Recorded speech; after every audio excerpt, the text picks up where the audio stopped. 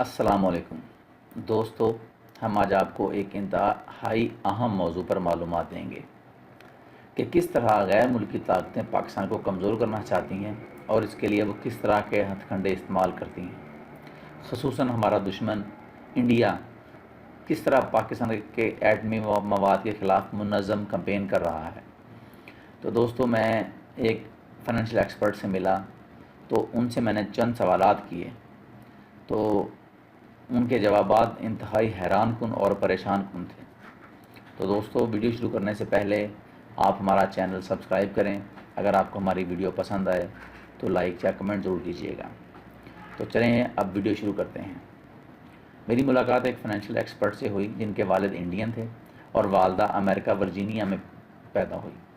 Terror financing में PhD की और आलमी मालियाती इदारों के एडवाइज़र बन गए। मज़हबन वो मुसलमान थे। मेरी उनसे एक दोस्त के ज़रिए मुलाकात हुई। वो मल्टी नेशनल कंपनी की दावत पर पाकिस्तान आए थे। मेरे दोस्त ने उन्हें और मुझे खाने पर बुला लिया। हम एक रेस्टोरेंट में मिले, डिनर किया और टेरेस पर बैठकर सिगार पीने लगे और मैं उनके तजर्बे से लुत्फ़अंदोज़ होने लगा। उनका कहना था कि पाकिस्तान को ख़तरनाक समझती है। आप लोग लॉन्ग रेंज मिज़ाइल भी बना रहे हैं, आप एटमी ताकत भी हैं और आप माशी लिहाज से कमज़ोर हैं। चुनांचे आप दुनिया के लिए किसी भी वक्त मसला बन सकते हैं। आप लोगों को दुनिया की इस ऑब्जर्वेशन को सीरियस लेना होगा, वरना आप ठीक नुकसान कर लेंगे। मैं खामोशी से उन्हें देखता रहा। वो बोले, मईशत दुनिया का सबसे बड़ा सच है। अगर आप मुआशी तौर पर ताकतवर हैं तो आप एटम बम भी रख सकते हैं और मिज़ाइल भी बना सकते हैं।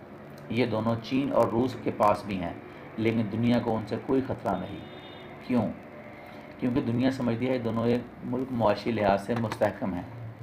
ये कभी इस दुनिया के लिए ख़तरा नहीं बनेंगे जो इन्हें कमा कर दे रही है। लेकिन पाकिस्तान एक कमज़ोर मईशत है। ये ज़्यादातर एटमी असासों की हिफाजत नहीं कर सकता। ये रकम के लिए अपने असासे फ़रोख्त भी कर सकता है और नफसियाती दबाव में आकर उनको इस्तेमाल भी कर सकता है। चुनांचे आप दुनिया के लिए नाकाबिले बर्दाश्त हैं। मैं आपको ये इशू एक मिसाल के ज़रिए समझाता हूँ। फ़र्ज़ कर लीजिए आप एक गरीब इंसान हैं और आपके पास एक नहायत ही मोहलक और कीमती राइफ़ल है। आप इस राइफ़ल से क्या कर सकते हैं? आप पैसे कमाने के लिए राइफ़ल फ़रोख्त भी कर सकते हैं और आप दूसरे की कनपट्टी पर रख कर उसे लूट भी सकते हैं। दुनिया का ख्याल है कि आप एक ऐसे ही भूखे और गरीब राइफ़ल बरदार हैं और आप किसी भी वक्त दुनिया में दोनों में से किसी एक ऑप्शन को इस्तेमाल कर सकते हैं। इसके बाद वो रुके, सगार का एक और कश लिया और बोले, आपके ख़िलाफ़ ये तासुर इंडिया फैला रहा है। भारतीय हुकूमत ने 1990 की दिहाई में बेशुमार तालिब इल्मों को वज़ाइफ देकर अमेरिका, कनाडा, यूरोप और मशरिक़ बाईद के मुल्कों में भिजवाया। आला इदारों में डिग्रियां कराईं और फिर उन्हें आलमी इदारों में भर्ती करा दिया। ये लोग अमरीकी कांग्रेस में और सेनेटर्स के स्टाफ में शामिल हुए और ये मीडिया इंडस्ट्री और थिंक टैंक्स में भी बैठे हैं। ये लोग वहाँ बैठ कर रोज़ आपके ख़िलाफ़ खौफ फैलाते हैं और दुनिया इस खौफ को सच मान लेती है। आपका माजी भी एक सच की दलील बन जाता है। दुनिया जानती है आप लोगों ने नहायत तनहा सोवियत यूनियन जैसी बड़ी ताकतवर को तोड़कर फेंक दिया। आपने अकेले भारत जैसी ताकत को उठने नहीं दिया और आप तमाम मुआशी कमज़ोरियों के बावजूद जो चाहते हैं आप कर गुजरते हैं। आपने JF थंडर 17 बना लिए। चुनांचे आलमी पॉलिसी साथ समझते हैं कि आप कुछ भी कर सकते हैं। पाकिस्तान के बारे में मेरी स्टडी है, आलमी ताकतें आपको जंग का मौका नहीं देंगी। ये समझते हैं कि आप रवायती जंग नहीं लड़ सकते। आप जंग का आगाज़ ही आखिरी हथियार से करेंगे और ये पूरी दुनिया के लिए ख़तरनाक होगा। चुनांचे ये आपको इस लेवल पर नहीं जाने देंगे। आप ये 2 माह पीछे चले जाएं। भारत ने बालाकोट में सर्जिकल स्ट्राइक की, पाकिस्तान ने शोर किया, लेकिन दुनिया का कोई मुल्क पाकिस्तान की मदद के लिए सामने ना आया। क्यों? क्योंकि दुनिया अंदाज़ा करना चाहती थी कि आप किस लेवल तक रिएक्ट कर सकते हैं। आपने अगले ही दिन भारत के 2 त्यारे मार गिराए। भारत ने 27 फरवरी 2019 की दरमियानी रात सरहद पर 9 मिज़ाइल नस्ब कर दिए। आपने 14 मिज़ाइल नस्ब कर दिए।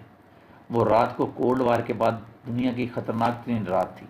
ये एक छोटी सी शरारत पूरी दुनिया को तबाह कर सकती थी। चुनांचे दुनिया फ़ौरन मुतहर्रिक हुई। वो बड़ी मुश्किल से आग ठंडी की और ये एक टेस्ट था। इस टेस्ट से पता चला कि आप लोग हर वक्त हतमी जंग के लिए तैयार रहते हैं, लिहाजा ये आपको आइंदा कभी इस सतह पर नहीं जाने देंगे। ये अब आपके मिज़ाइल को बाहर निकालने का मौका नहीं देंगे।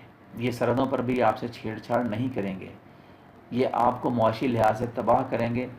میں حیرت سے ان کی طرف دیکھنے لگا۔ وہ رکے، لمبا سانس لے اور بولے، آپ میری بات نوٹ کر لیں، IMF نے جان بوجھ کر آپ کا پیکج لیٹ کیا، یہ اب بھی آپ کو بار بار ترسائے گا، یہ ڈالر مہنگا مزید مہنگا کرے گا، یہ مہنگائی کو 12% تک لے جائے گا، یہ پیٹرول، گیس، بجلی بھی مزید مہنگی کرائے گا، یہ ترقیاتی بجٹ بھی کم کرا دے گا، یہ بے روزگاری بڑھائے گا، یہ ریاست کے ذریعے کل ادن تنظیموں پر بھی اتنا دباؤ بڑھائے گا کہ یہ حکومت کے خلاف بغاوت کر دیں گی، یہ پاکستان کی ایکسپورٹ پر بھی ان کو بھی بڑھنے نہیں دے گا، یہ اسٹاک ایکسچینج بھی نہیں اٹھنے دے گا، یہ ٹیکسوں میں بھی اضافہ کرا دے گا تاکہ معاشی بوجھ تلے آ کر عوام کریش ہو جائیں اور یہ حکومت اور ریاست دونوں کے خلاف اٹھ کھڑے ہوں۔